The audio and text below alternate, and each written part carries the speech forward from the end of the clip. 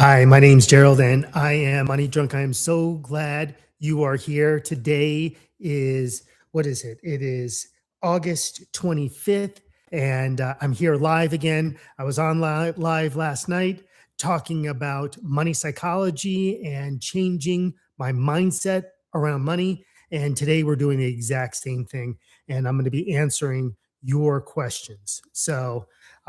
But first, what I want to start off with is a couple of wins for the day. These may not sound like wins, but really what my goal is with this is to keep the lines of communication open. And there's some key people that I need to do that with. And one of the big things that I did today was I talked to my landlord, I talked to the property management team, and I told them exactly what was going on with me. Let them know that I got this new job. I'm going to be starting in a few weeks, and I'm coming up on 2 months late of rent, and obviously that's a big problem and something that really scares me. And yeah, I got caught in a situation where I wasn't bringing in enough income, and I'd lost my job. That was entirely, I'm going to take full responsibility, or will certainly take full responsibility for that. Um, but also, I like to blame myself for that. And there's a problem with blaming myself. So a lot of times, I'm gonna dive right into this because I think that this is a significant issue that you may be dealing with as well too. So I know for me, I I like to think that I control my life, but obviously there's a lot of things that are unmanageable in my life, and I'm not really controlling much of anything. Um, I can control my thoughts, sometimes, not all the time. Getting better at it, and I can control my responses. That is definitely something that I'm getting better at. So controlling my thoughts and my responses. That's pretty much all I have control over. But certainly my income, I don't have much control over that.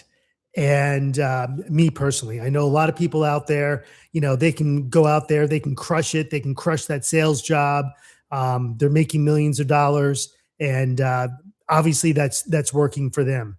And that is not my experience right now. So, what do I do in the meantime?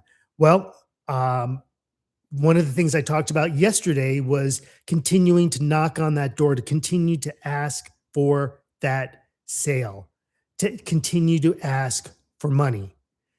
So, and money, and when I say ask for money, I mean money in terms of I have a service to provide, I have something of value to put out into the world, and I should be justly compensated for that, just like everybody else in the world is.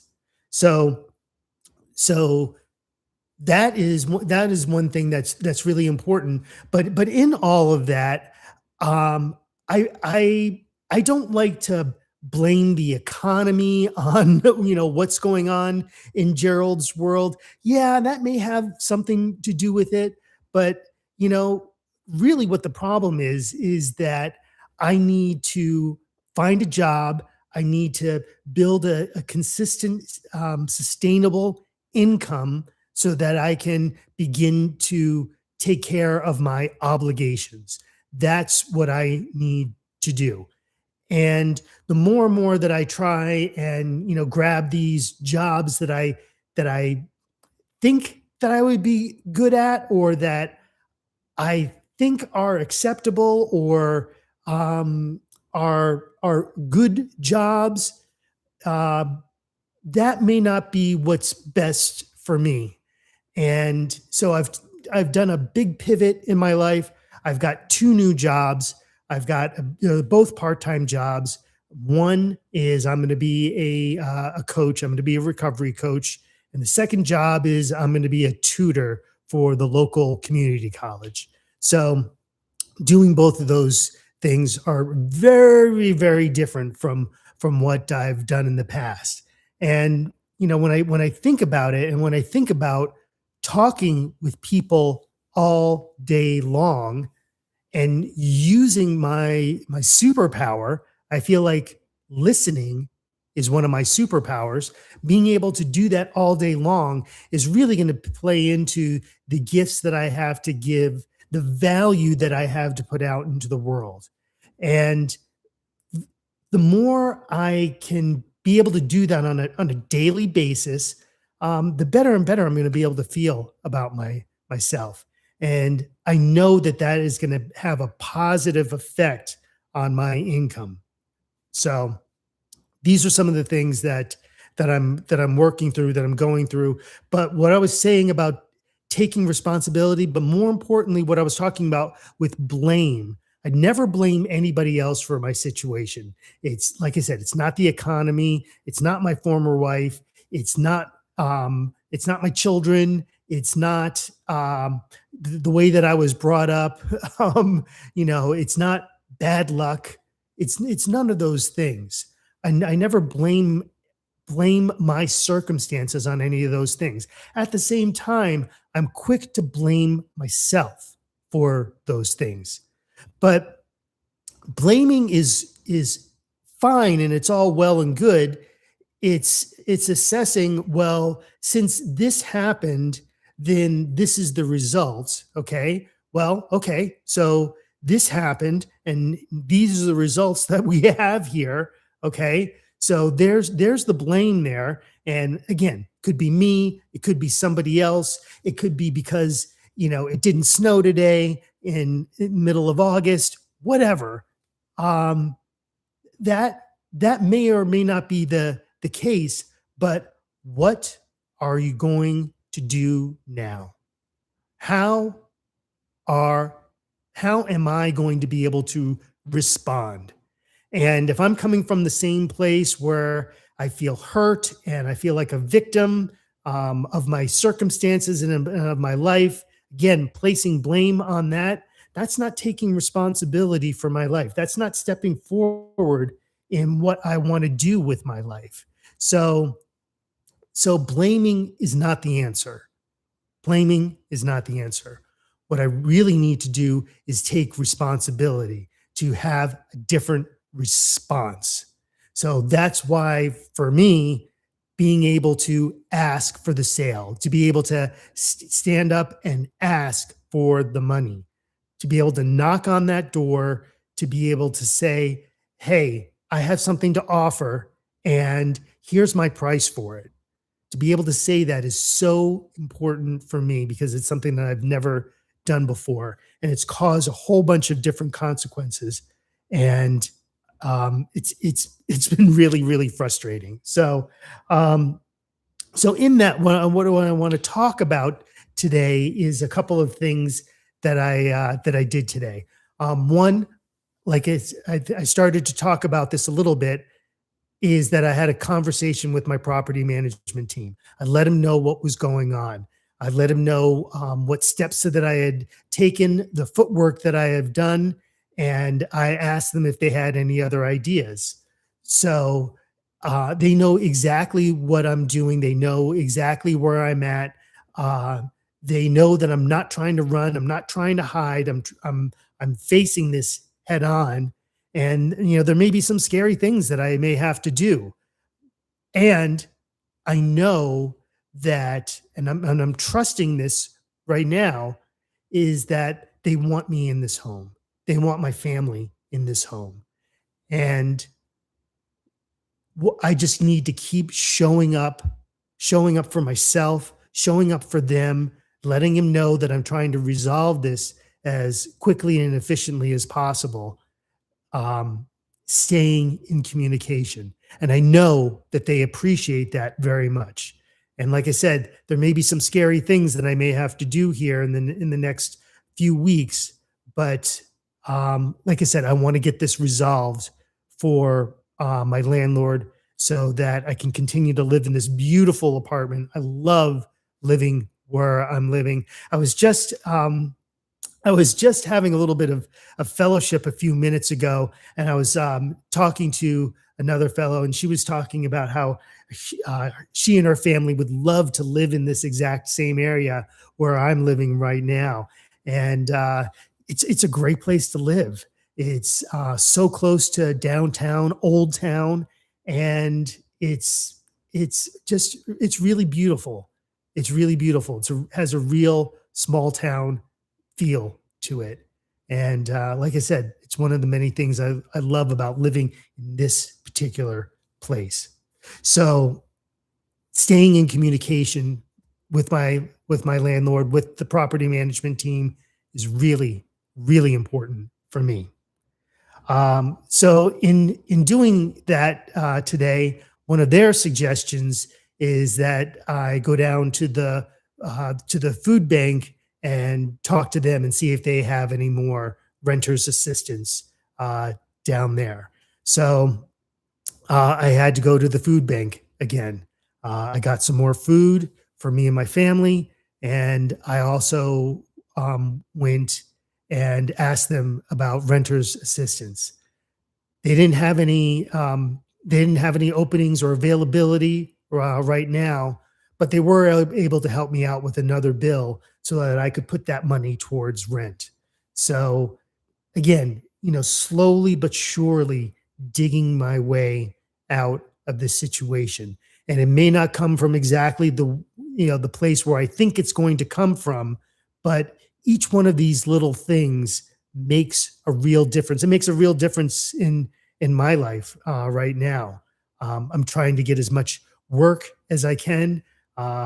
My clients seem to be busier and picking up, which is perfect right now as I transition into this new job. I'm not going to have as much time for my driving clients. I'm going to be doing the work that I love to do, and that to me is so exciting.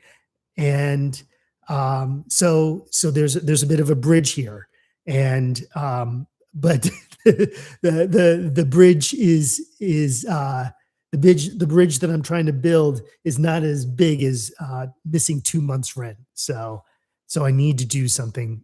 You need to do something about that, and continuing to find out ways and doing things that showing some humility and going down to the food bank and asking for money. That's where I'm at right now. That's where I'm at. And I never thought I would be in this. I never thought I'd be in this position. I've talked about in some other videos how I've had every single advantage that you could possibly imagine. Um, I grew up in a very affluent area, a very affluent town. Had an excellent education. I went to a private boarding school. I was a day student there. Um, I went to a Northeastern liberal arts education college. Uh, I mean, I had it all, and graduated with a degree, a bachelor's degree, and yeah, I'm still trying to figure out how to pay my rent today. Still figuring that out. I never thought I would be here. I never thought I would be here, and beating myself up and telling myself what a worthless piece of crap that I am, that I can't provide for my family, is not helping. It's not helping.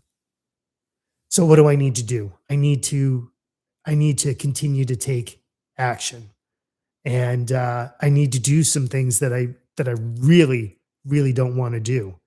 I dragged my feet on some of these same things a couple of years ago, and and here I am. Here I am, and I need to take action.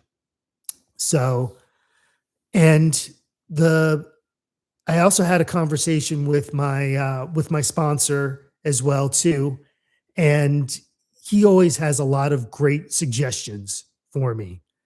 Uh, a lot of them, a lot of them I don't want to do.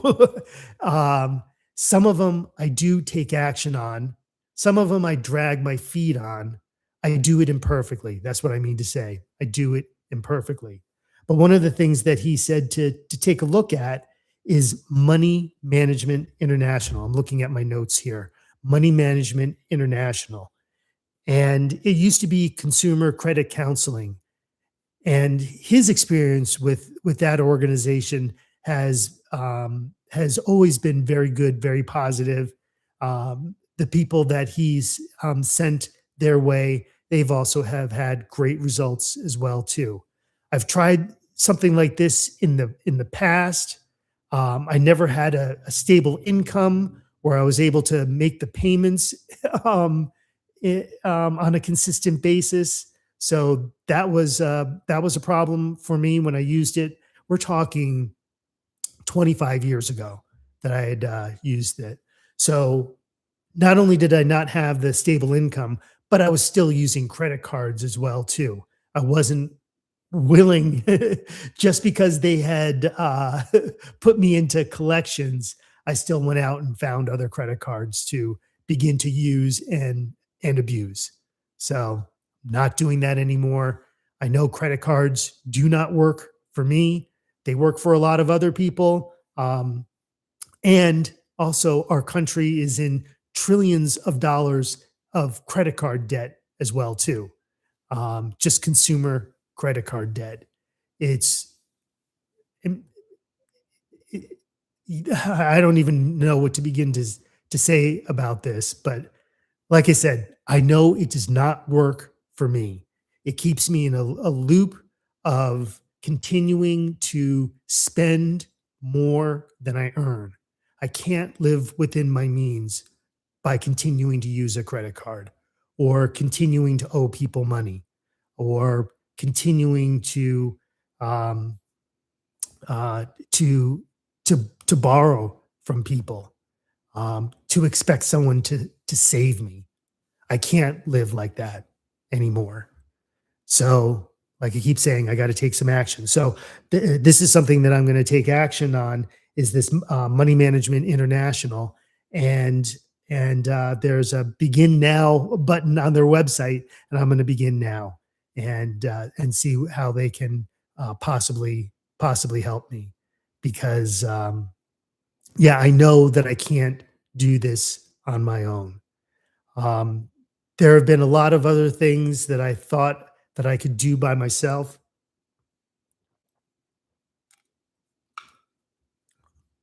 and I thought I could stop drinking on my own. I thought I could get better with money. I had no idea what that meant. I thought I could do that on my own. Um, and I'm so grateful that there are people who are willing to help me, who are willing to walk beside me side by side and go through this journey with me. And if you're interested in going through this journey with me as well too, you can sign up you can register for a free phone call with me and we can talk about what's on your mind. We can talk about money anxiety. We can talk about financial anxiety, financial insecurity. We can talk about the steps that you might want to take in order to change your relationship with money. Um, are you spending beyond your means? Do you have a problem with trying to buy something to numb this feeling that you have, inside of your heart? Um, are you on that flywheel of of buying groceries or even worse, buying takeout because you're just too exhausted at the end of the day to even begin to think about cooking a meal for yourself or for your family. And it's just so much easier to do DoorDash or Uber Eats or whatever. Um, it's just so much easier to do that. And now I'm not going to get into this, but now there's that buy now, pay later that they have in those apps as well too, which is just it's keeping poor people poor. That's what it's doing. That is exactly what it's designed to do. So I'm going to call it what it is. Um, but I tell you, there's so many tools to use. There are so many different resources out there that are available to not only help us with the nuts and bolts of oh, here's how you set up a spending plan for yourself. Here's how to begin to here's how to open up a savings account, and here's how to start investing. You can start investing with $5. You can buy a electronically traded fund with $5. You can invest with $5, and you can invest in the S&P 500. Um, it's not that difficult. It's not that complicated, but it's all, it's less about financial education. And in my opinion, I think it's more about, why do I spend money the way that I am? I know it's hurting me and my family, yet I continue to make the same mistakes day after day, month after month, year after year, decade after decade. Something has to change. I have to change. And it's not buying a new course, it's not getting a new credit card, it's not, someone coming in and saving me and rescuing me. That that is not the answer. It's changing my mind. It's changing my thoughts.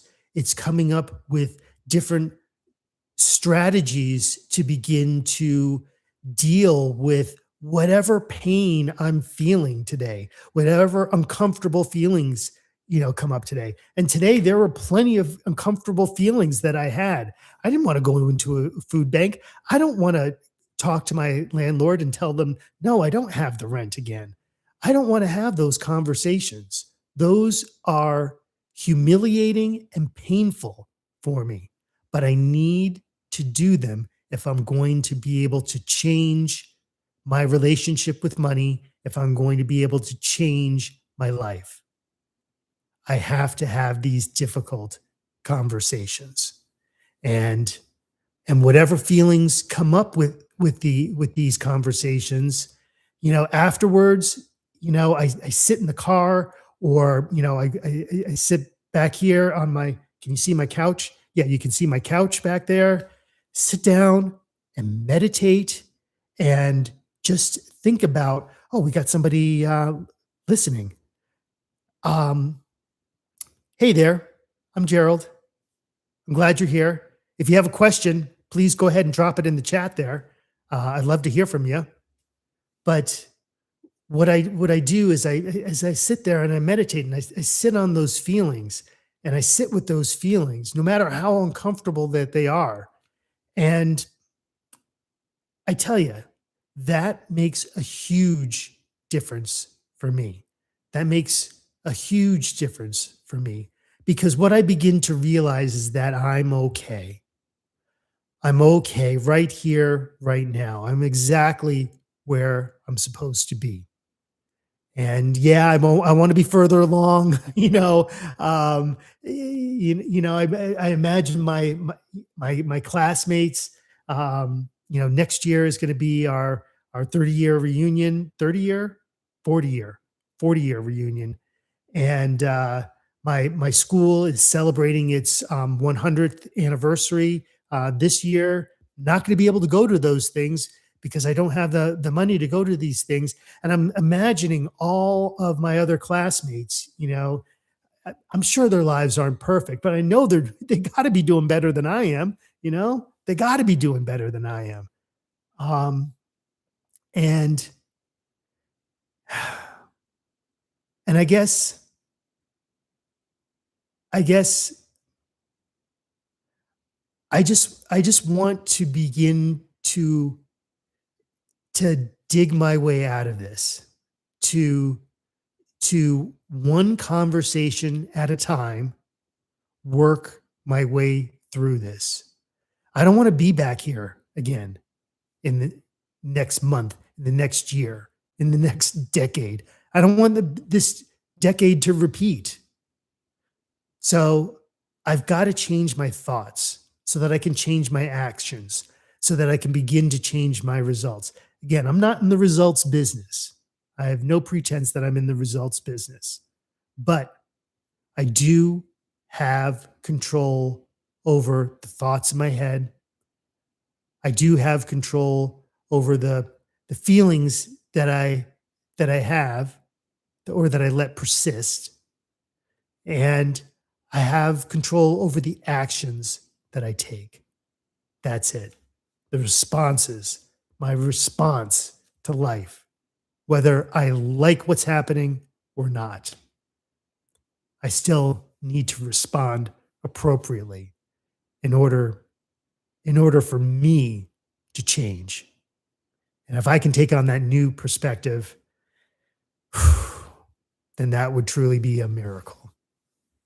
So if this video helped you out at all, if it meant anything to you, leave a comment. Like I said, there's also that link in the description as well, where you can schedule a call with me and we can talk about financial anxiety. We can talk about money psychology and all of these responses and feelings and actions that we can take in order to change our lives. And I hope that you join me on this journey as I continue to get money sober. Thanks so much. I'll see you tomorrow.